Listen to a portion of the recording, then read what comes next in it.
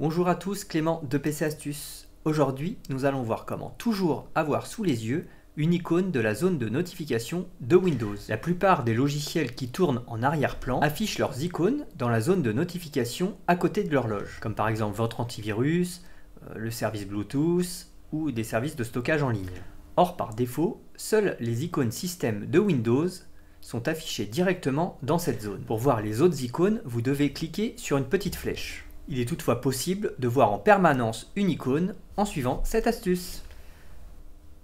Donc on a la zone de notification qui est à droite et on voit bien que les icônes système sont affichées à l'écran. Donc ici le clavier tactile, le réseau, service de stockage OneDrive, le microphone. Et si vous souhaitez voir les autres icônes des programmes chargés, il faut cliquer sur la petite flèche qui se trouve à côté de la zone de notification, et là vous avez toutes les icônes des programmes qui tournent actuellement en arrière-plan. Ça vous permet un accès rapide à certaines fonctions. Et si vous souhaitez, enfin nous ce qu'on va voir ici, c'est comment afficher directement dans la partie ici l'icône d'un programme que vous utilisez souvent pour l'avoir sous les yeux et pas avoir à cliquer sur la petite flèche pour voir son état. Donc pour cela, vous cliquez avec le bouton droit de la souris sur un espace vide de la barre des tâches et vous cliquez sur Paramètres de la barre des tâches. Dans la fenêtre qui s'ouvre, vous cliquez ensuite sur Autres icônes de la barre d'état système. Donc là, mais c'est pas... Et vous avez la liste de tous les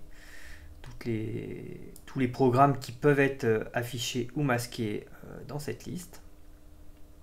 Et donc, il faut sélectionner l'option Activer. Il faut activer une icône pour pouvoir l'afficher en permanence. Donc, ça vous permet aussi de masquer une icône que vous ne souhaitez plus voir en permanence. Donc, si vous ne souhaitez plus voir l'icône de OneDrive, vous désactivez la fonction et immédiatement l'icône de OneDrive est masquée de la zone de notification et apparaît dans le menu avancé. Elle est toutefois accessible dans le menu qui apparaît après un clic sur la petite flèche. Donc vous, pour afficher en permanence, par exemple on va afficher Microsoft Teams par exemple, pour avoir les notifications des messages qu'on reçoit, et on active l'option à côté du nom du logiciel et l'icône vient se loger directement dans la zone de notification, donc dans la partie toujours visible.